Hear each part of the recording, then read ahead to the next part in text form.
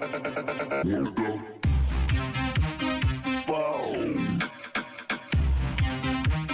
What? Wanna go?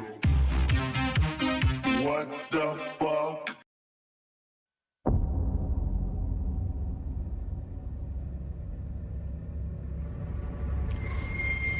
We couldn't believe what we really saw. What if someone or something could warn you about the future? Half man, half monster, I guess you'd call it. Never seen anything like it. I hope I never do again, you know. It was just unbelievable. But the very sight of this messenger filled you with terror. Those eyes. That's all she'd ever say was those eyes. What if it showed you a disaster was about to occur, but no one would believe you? People were screaming. You could hear them hollering for help. It's already happened, not just here, but all over the world. And it's happening right now. Wherever this messenger appears, tragedy follows. What went on in Point Pleasant? What did they witness? Where will it go next? What if? And if's a big question. It's a story most of us have never heard. Now they're making a movie about it, called The Mothman Prophecies. But this is no Hollywood fantasy. The events and the people are real. You're about to hear eyewitness accounts from the past and profound lessons for the future. This is a search for meaning hidden on the edges of accepted reality. This is the search for the Mothman.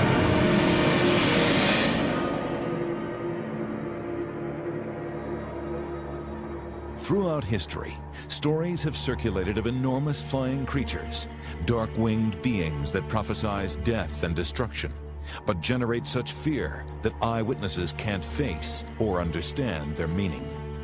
Author Lauren Coleman has been researching these creatures for over 30 years.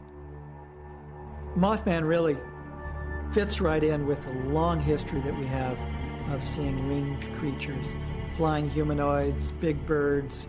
They've had many different monstrous names down through history, and they really start from the times of the ancient Babylonians up until, a month ago. Writer John Keel was in Point Pleasant, West Virginia when the events there took place. His book, The Mothman Prophecies, is the definitive account of those sightings. These things have always been here. The Indians in America here called it the Thunderbird, the huge bird. In the Orient, they called it the Garuda. You can go all the way back to 1880 when a strange flying man was seen over Coney Island, New York. The Houston Batman of the 1950s. Rio Grande, 1976 is one case. Right now, you've got a wave of Thunderbird sightings in Pennsylvania. And so Mothman, if you look at it in context, is not that unusual, but what makes Mothman so interesting and really exciting is that you have over 100 witnesses saying they saw it in one concentrated area in 13-month periods. It started with an incredible story that John Keel ran across in a small-town newspaper. I was driving around the south where they had a lot of UFO sightings, and Mothman thing broke. It came over the wires. 4 young couples had seen something in Point Pleasant, West Virginia. It was November 15th, 1966. Late in the evening, 2 young couples drove to a remote hangout on the outskirts of town. 2 couples joyriding around the TNT area, which is a munitions dump from World War II. But all of a sudden, they see these giant red eyes. Very apparent that they aren't supposed to be there. And all of a sudden they see a form to it. The form takes shape. They see there's huge wings to this form. We couldn't believe what we really saw. And this thing was standing there, but it had a body just like a man. You could see muscles in its legs. We sit there for a minute and looked at each other, and then we took off. And they get scared and they want to get out of there. And all of a sudden they're taking off. They're going anywhere from 100, 120 miles an hour. And they notice that this creature is following them. And they can see it through the back window. A shadow, is going across the car once in a while. And they can't get away from it. We didn't really talk about it or anything. But we saw it all the way down the road into town. followed us. They couldn't get away from it until they, almost got to the edge of Point Pleasant. The creature vanished as they entered town, and the couples headed straight for the sheriff's office. He went out that night to investigate their story, but found no sign of the creature. When Linda finally got home, family friend Doris DeWeese was there to meet her. When they got home, she got in the house, she collapsed. Of course, they had to call a doctor and have him come out, give her something. I mean, she was hysterical. That's all there was to it. The following day, the sheriff held a press conference at the county courthouse to discuss the sightings. The local press jumped on the story and dubbed the mysterious flying creature the Mothman, after a character from the Batman television show. Doris remembers vividly how Linda described it. The head looked like a man, and it had fiery red eyes, half man, half monster, I guess you'd call it. Something unnatural was stalking the hills of West Virginia, and John Keel decided to go and see it for himself. But this was only the beginning. Others would encounter it, and tragedy would soon follow in its wake. All I could see were these two red eyes. I kept looking at it. I couldn't stop. And then I guess it just took off. When writer John Keel arrived in Point Pleasant, West Virginia, he could tell something had the community on edge. Yeah, you could feel that something was happening there. And so I lingered there, and I started getting into all of this stuff. I found many strange things going on in the homes, and I found that many people had seen things but never reported it to anybody.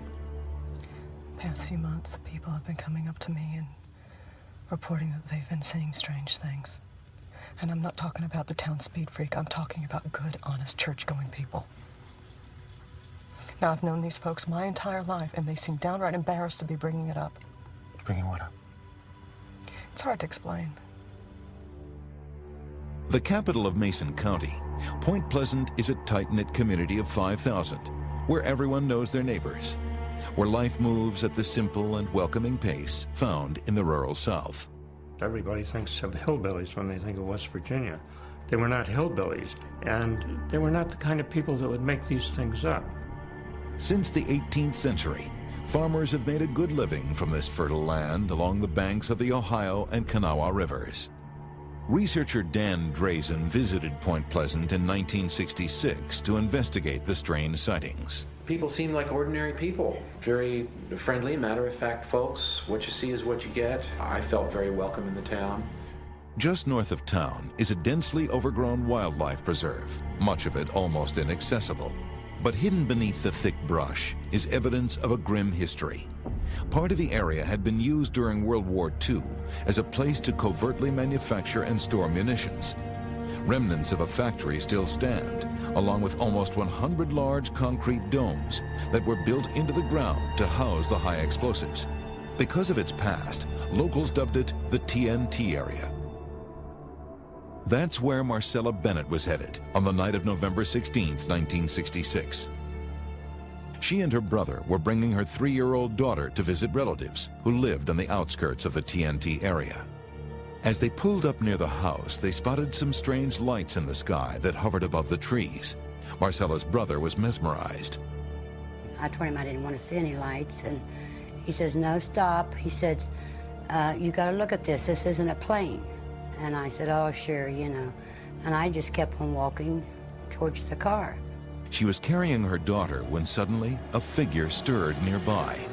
I had just approached the car, and out of the corner of my eyes, I saw this creature, which was over 6 foot tall with feathers. It just looked like a giant bird, but yet a man. And it was standing with its shoulders and then its neck down in like this. I just couldn't imagine what I was seeing and panicked, and when I tried to run, I couldn't run. In a state of shock, Marcella fell to the ground directly on top of her little girl. I couldn't get up to get off of her, and I thought, well, you know, she's dead. You know, I'm killing her, but I couldn't move. You know, it was just, I was in a trance. Finally pulling herself together, she picked up her child and ran towards the house. When I finally did get up to my feet and get my feet working, I realized that my knees were all torn up and my hands and my face had been buried in the sand. I couldn't see. And I thought I heard the creature fly off with these real loud flopping wings, you know, made a real loud sound. The family locked themselves inside the house, but hysteria gripped them as the creature reappeared, shuffling onto the porch and peering into the windows. The police were summoned, but it had vanished by the time they arrived. It was just very frightening. One of the worst frightening experience I've ever had, you know, in my life. And hope it's the last. It still bothers me to even talk about the creature, you know. Marcella relived the incident for months and was so distraught that she sought medical attention to deal with her anxieties. To this day, she is tormented by frightening dreams and visions. I could be driving along and all of a sudden I'd feel like there was something in the back seat and I would just hit my brake, you know. I'd just slam on the brake and just turn real fast and look at my back seat. The presence of him was still around, you know. And that was an eerie feeling. For those folks in West Virginia, it's a trauma. It's a trauma as big as anything they'd ever experienced, and they're going to be frightened for their whole life. John Keel's stay in Point Pleasant turned from days to weeks as more and more eyewitnesses came forward. Most of them were just bewildered. There were a few who were very afraid to go out of their house at night. It did cast a shadow over the whole valley. Well, what did you see? I don't know. I was looking at it in the sky, and then all of a sudden it just, you know, just sort of sank right into the trees, you know, and it kind of moved around a little, and then it looked like, you know, it's trying to get away. And I just kind of froze. It was terrifying. That's the last we've seen of him. That was enough. There's very little humor in these stories. These are people who were genuinely terrified or genuinely puzzled. John Keel became convinced that something very serious and very real was going on. But no one knew what it was, why it was there, or what it meant. More sightings would be reported, and not just of the creature. The situation was about to become even more terrifying. Mr. Klein. Hey.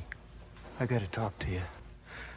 Last night, I woke up with the worst headache I've ever had in my life, and I went into the bathroom to get some aspirin, and I happened to look in the mirror, and I swear to God, I see something I can't describe, but it sure as hell is not my reflection.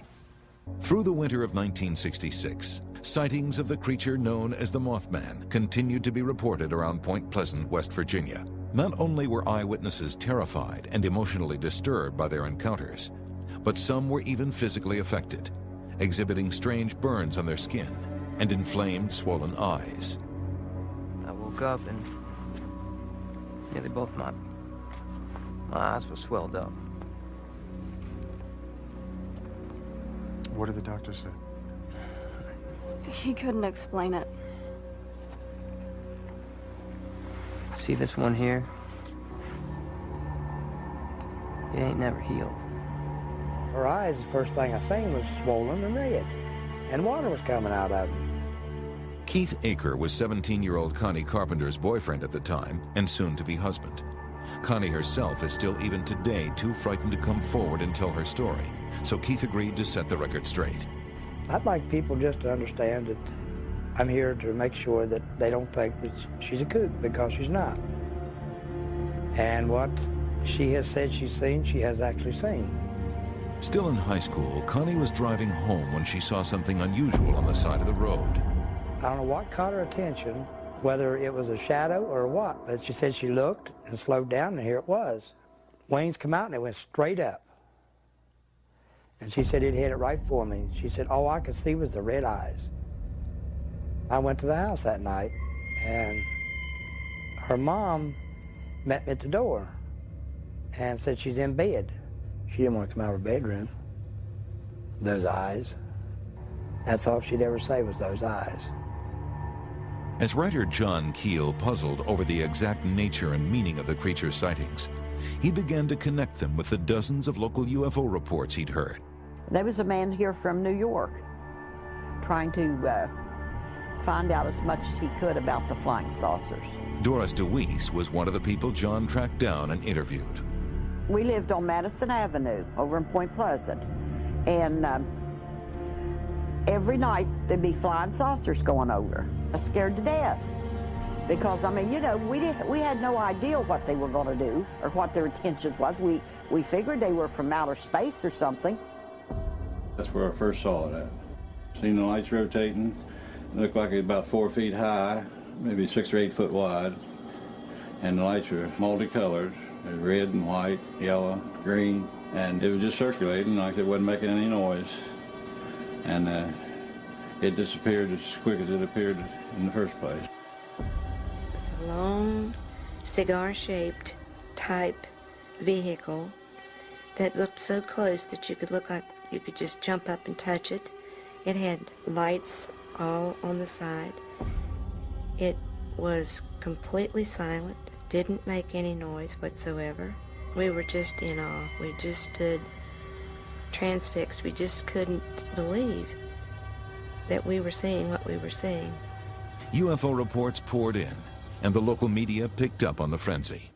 This is desolate Dry Ridge Mountain, where last night a strange and eerie thing happened. It was this big orange glowing light, you know. So we stopped the car and the thing came over top of the car. We got all kinds of static on the radio and the car quit. John Keel himself witnessed these strange lights in the sky. I began to see them myself. It was beyond imagination. They were extremely bright lights, which could hover. If you flashed a flashlight at them, they'd respond, they'd flash back. I saw a lot of these lights. In fact, I saw so many of them, I lost count. John Keel was at a loss to explain what was happening to the town, whether it was all connected, and why it was happening here, of all places. To this day, we can't really tell you what those lights are. Now, improvised search parties are combing Dry Ridge Mountain, attempting to find it. Just what it is, no one is sure. The community was on edge, afraid of the night and what it might bring. They had the National Guard out looking for it. As state police was patrolling the area where it was seen. People would go out at night with lights and stuff. It was almost like a search for Frankenstein. Well, I wasn't with them. I was too scared to go at night. But I know one thing, I lock my doors at night. I mean, you know, before, we never locked doors. We always left them unlocked, but after that, we started locking doors. But other mysterious forces were at work in the town. Someone didn't want these stories to be told and threatened those who spoke. Who were these men in black? And why did they want to cover up the truth? Around Point Pleasant, West Virginia, reports of creature sightings, UFOs, and strange phenomena continued for months. I went back several times, you know. I wasn't there just once. I'd get back to New York, be exhausted, and the phone would ring, and somebody that I had met down there would be calling me and telling me about something new that had happened. I realized after a while that this was folklore in the making. Alexander Leak. Who the hell are you? I'm John Klein. I called you last week. You know what that is? I'm sorry, but I'm already late. Look, I need to know what this is. Tell me. Where are they seeing it? Point Pleasant, West Virginia. Adding to the town's hysteria was the presence of mysterious visitors, strange men dressed in black, who didn't want the truth to be told. And he said, "We don't want to hear any more about this," and he left. And so after he had said what he did, we didn't say any more about it. A local newspaper columnist named Mary Heyer was helping John Keel with his investigations. She died soon after these events, before she could discover what was really going on. Mary was the kind that would investigate anything that had a story to it. And this here was a story that she had to find the truth out about. And I believe she would have hunted and hunted and hunted for years until she found it. She's like Mr. Keel. He hunts for the truth, and she was too. Mary was quite frightened. She was frightened for her life. She said these men had visited her quite a bit, and she said these men in black had olive complexion, and she noted one thing that I always thought was very strange. She said they didn't blink their eyes, and they would ask her questions about the Mothman. Well, I've been around a lot of reporters in my life, and there are some I wouldn't play cards with, let alone accept their stories. Mary was very trustworthy. She truly felt like they were a threat to her. And she felt like maybe it was because of the reporting that she was doing. And she wasn't sure whether they intended to make her stop but she was into this now and she wasn't going to give it up. It's just something it's eerie. I don't know why they was coming around at that time, but they'd been in different homes, different places, asking questions. But Keith Aker never expected anything to happen to him or his wife, Connie. I'd come home, and she was scared. She wouldn't come out of the apartment. She wouldn't even answer the door, and I'm glad I had a key, because that's the only way I got in. Keith found Connie cowering in the bedroom, and he slowly coaxed her into talking to him. She went down that morning to get in the car, and some guy pulled up and asked her for directions. So she goes over, and he grabs her and tries to jerk her in the car. And she said he was dressed in black. I said, now this is too weird, but I know what took place. Because the blouse that she had was ripped, and she would not rip her clothes herself. Not long after, a threatening note was left on Connie's front porch. She more or less crawled into a shell. She didn't want to be by herself. She didn't want to go anywhere by herself. Why wouldn't someone want you to talk about the Mothman? That's a good question. I really don't know. This whole business about men in black and silencing witnesses, you know, you have theorists who say it's the CIA. But to this day, the government has denied any involvement in Point Pleasant. Well, I called the Air Force in Columbus, Ohio, and they just sort of poo-pooed it, turned it off. And it's always been a puzzle. Local residents began to ask why this would happen to Point Pleasant. And while some still dismissed the strange phenomena as the product of wild imaginations, sightings continued to be reported. Everett Wedge was one of the community's most upstanding and respected citizens. He was one of 5 pilots who were standing on a local airstrip when they saw what they described as an enormous dark-colored bird flying above them. And it was big enough that it could, I'd say it could pick me or you up and probably carry us away. That's how big it was. I've been around lots of my time, and I never ever saw a bird that big, but I did see it. And like I say, might not have quite 20 eyes now, but I did then. At 7:15 a.m. on November 25th, a shoe salesman named Tom Urey was driving just north of the TNT area. I noticed something out of the corner of my eye from the riverbank over here, and it came up over the trees, and when I first saw it, it looked like a helicopter coming up. And then when it came up over the trees, I could see it was a bird, a huge bird. Estimating the wingspan, I would say 10 to 12 feet, give or take on either end, up to 15. I'd never seen anything that large before in my life. I was scared, but I wasn't terrified. It was just a strange feeling. I mean, I'd never seen anything like it. I hope I never do again, you know. It was just unbelievable. And a few months later, the local Red Cross bloodmobile was chased by the creature. And this thing hovered over the bloodmobile First they sensed it, and then they looked out the windows and looked up, and whatever it was a huge thing. And they thought that some like claw-like things were descending and going to grab the bloodmobile. And he drove out of there. Then there were a number of other cases that tied it in with blood. What cinched it for me was in talking to female witnesses, I would ask them about their menstrual period. And a lot of these women who claimed to have been chased in automobiles were having their menstrual period at the time. And that seemed to me to be a major clue of some sort. Reports of missing dogs and mutilated cattle only serve to heighten fears. Usually the animal has been drained of blood, but there's another clue to these animal mutilations is that very often the anus of the cow is removed, and we know that radioactivity settles in the anus, and whoever's doing it is checking the radioactivity influencing these animals. Obviously, something was happening here, something unexplainable and terrible.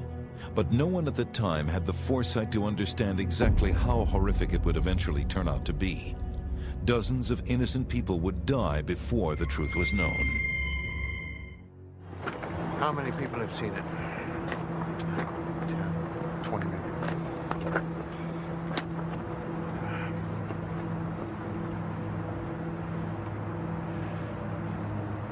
Listen to me, something terrible is going to happen in Point Pleasant. Don't go back. Stay away. The strange phenomena continued in Point Pleasant for over a year. By December 1967, over 100 sightings of the creature had been reported. And people weren't just seeing it, they were dreaming about it. Eyewitnesses complained of nightmares and dark premonitions. If you look at some of these winged wonders, these creatures, like Mothman, like the Cornwall Owlman, like the Thunderbirds, there's this interwoven kind of tradition that they're banshees, that they really are the prophets of doom in many ways. There are the old legends, if a bird looks in your window, you're in trouble, big trouble. You read in some of the traditions of the Cherokee where there's actually warriors and braves guarding the women when there was a Thunderbird time. In Cornwall and some of the Owlman reports, if somebody was going to get in an auto crash or a kid was going to die. I was getting anonymous phone calls and could never figure that out. I was getting phone calls warning me about this and that. Hello, John Klein. Who is this? My name is Ingrid Cole. But yours is way down here in the normal vocal range, anywhere between 1,000 or 1,200 cycles per second. Okay, so this guy's vocal range is much higher than mine. What makes you think it's a man? What is it? Near as I can tell, it's an electrical impulse. Mary Heyer, the reporter friend of John Keel, had these dreams, incredible dreams in which she saw Christmas packages in the water, but she had this feeling there was going to be a major disaster and it was going to happen any time. But no one expected the tragedy that followed. Almost 13 months to the day of the first sighting of the creature, disaster struck. I was planning to go back down to West Virginia in December of that year, and I had repeated phone calls warning me, don't go to West Virginia, because they knew that I would be using the bridge, whoever they were. Main Street in Point Pleasant led straight onto a suspension bridge called the Silver Bridge. Spanning the Ohio River, locals would cross it on a daily basis, sometimes several times a day. At 5:05 p.m. on December 15th, 1967, the bridge was full of cars, many of them Christmas shoppers, when suddenly it began to shake. Charlene Wood was on the bridge at that very moment. When I got to the traffic light here in Point Pleasant, I got the red light. When it changed, I started going up onto the bridge. And just about that time, the bridge started shaking. What is the first thing that happened, Mrs. Fowler, that made you know something was wrong? The bridge was swaying, and we heard a loud noise. And at that point, I thought someone had hit the bridge underneath one of the boats or barges. And I threw my car into reverse, and as I threw it on reverse, the bridge incline came up this way, and as I backed off, when my car stopped on me, my tires was right on the ledge where it broke off. And as I got down, I could see the bridge was falling, and people were hollering and all. How far were you from absolute safety? I'd say over a car length. If I'd have been another car length, I'd have made it. It came down like you'd stack dominoes and give them a push, and you know how they'll fold. That's the way it looked like it was folding toward me. We ran back that way to see if there's anything we could do, and we could see there's one big tractor and trailer must have been way back, and you could see it floating, and other things are floating down the river, and these people started to holler in there, and we was trying to help them. There wasn't much you could do. People were screaming. You could hear them hollering for help. The Silver Bridge collapsed catastrophically, completely disappearing beneath the river's waters.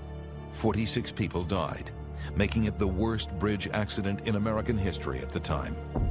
For days, rescue workers pulled smashed cars and bodies from the river. The question of what caused this bridge to collapse is right now still of absolutely no import to us whatever. It did fall. There are bodies still out there in the river. We are right now interested in getting those bodies recovered from the river. The bridge was gone. There was debris all over the water, and it was so cold. It was the coldest day we had that year. It was the 15th of December of '67. In the following weeks, the Department of Transportation conducted a detailed investigation of the collapse and blamed it on a steel pin that was improperly manufactured.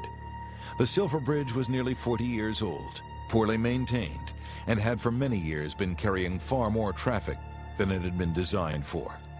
Quite simply, they concluded, it was a miracle that the bridge stood for as long as it did. People said it was overloaded, but it wasn't. It was just normal traffic, and there was a snow shower, you know, flurries. It was kind of well, the sun had gone down and all, but never dreaming something like this would happen. It's eerie what took place to cause that bridge to fall. I don't know why. All I can say is a lot of people lost a lot of loved ones. Rumors quickly began to spread that the collapse was connected to all the strange sightings.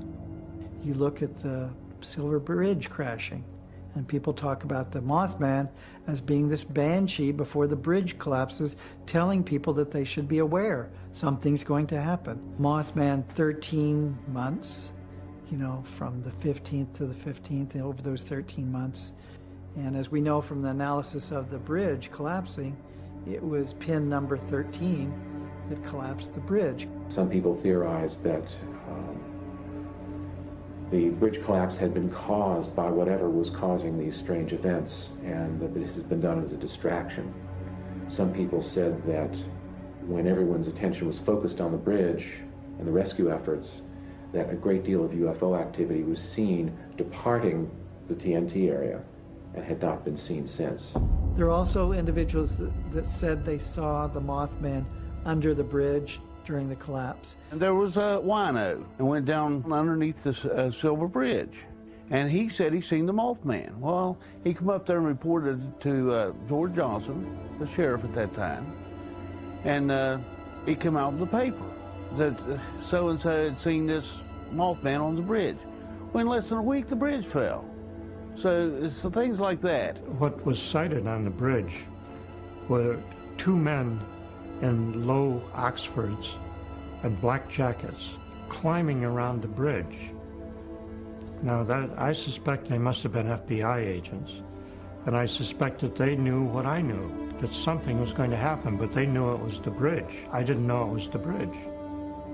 Others told of being visited before the collapse by the creature and finding themselves unexpectedly waylaid when they tried to get on the bridge that afternoon. I keep wondering, why me? Why was I saved and all, but I believe there was just another purpose for me at this time. Now that it's all over and you look back, what's your thought? Lucky. That's all I gotta say. It's lucky. As the town mourned its dead, the frenzy over the creature abated. Attention turned to grieving and recovery, not prophecy. It was to the point that nobody wanted to talk about it. They wanted to forget it and get on with their lives and pretend it didn't happen. One of the most peculiar things about that event was that after it occurred, all of this anomalous activity seemed to disappear, seemed to stop. But it didn't stop. The Silver Bridge collapse was only one of a series of tragedies. The creature would appear again, and disaster would strike wherever it was seen. You know, the buildup of energy before something happens, the way your hair stands up before lightning strikes. Right, before something happens, do you mean that they cause disasters? Why would they need to? All right, then, are they trying to warn me? Their motivations aren't human.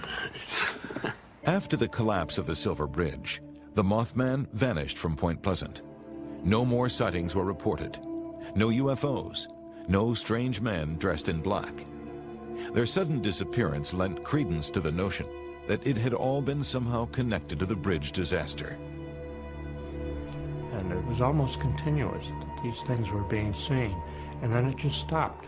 You know, we tried to figure out why and all this, but there was nothing explained that we could explain.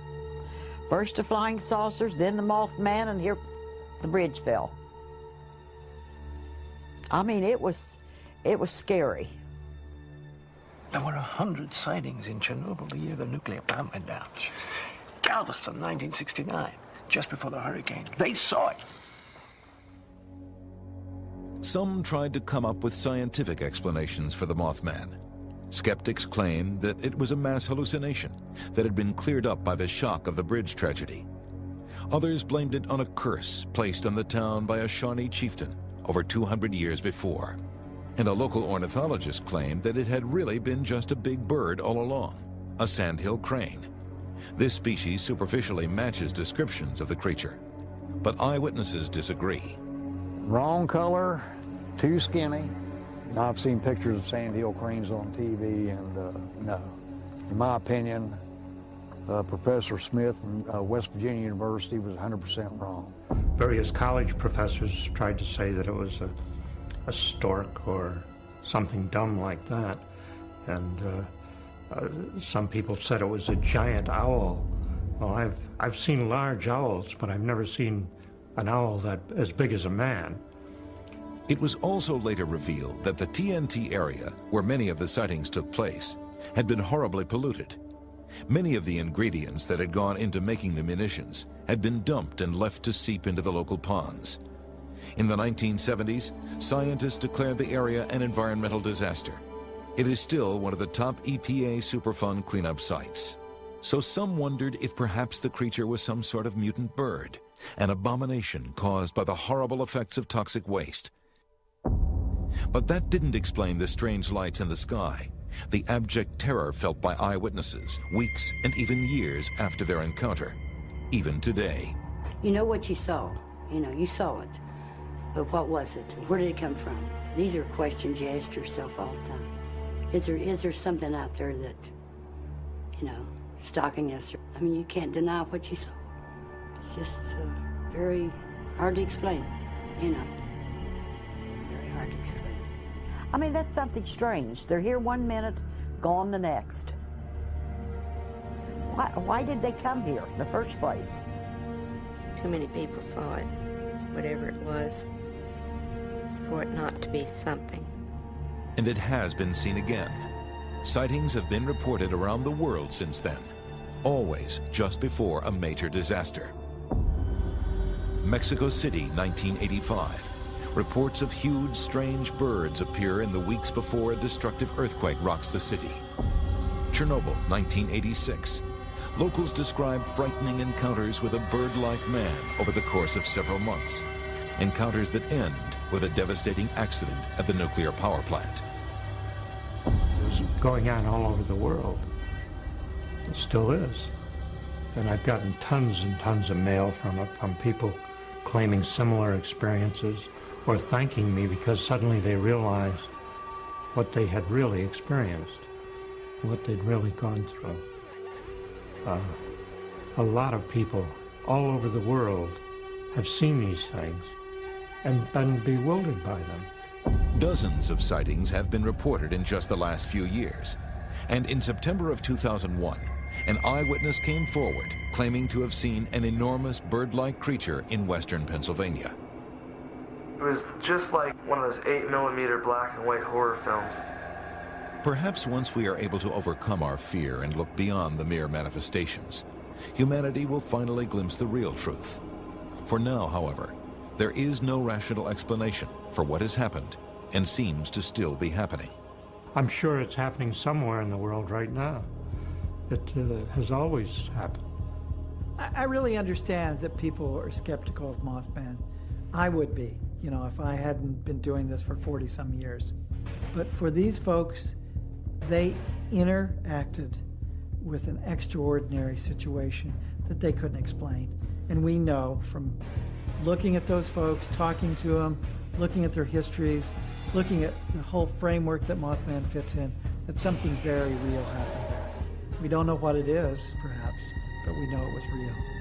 The only thing I'd have to say is keep an open mind, because someday it could happen to you. And then if you try to tell somebody, what are you going to do if they laugh at you? Or if they call you a kook, that you're imagining, or you're trying to cause chaos, but it actually did happen. What if? And if's a big question. Point Pleasant and around the world, it's been seen before, and it will be seen again. What will you do if you see it? Will your friends and family believe you? Will you believe yourself?